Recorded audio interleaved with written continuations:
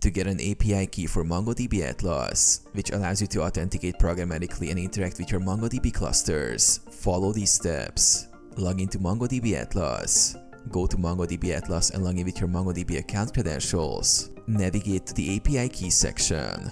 Once logged in, from the Atlas dashboard, click on the project dropdown and select the project you want to manage.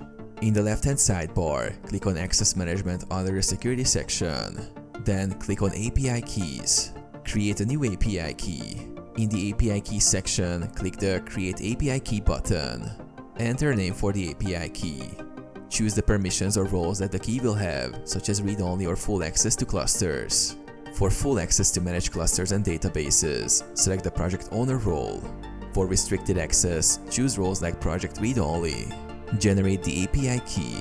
After selecting the roles, click Create API Key. The API key will be displayed. Copy and store the key securely, as it will not be shown again. Use the API key. Use this API key for programmatically accessing your MongoDB Atlas resources, such as querying, monitoring, or managing clusters via RESTful API calls.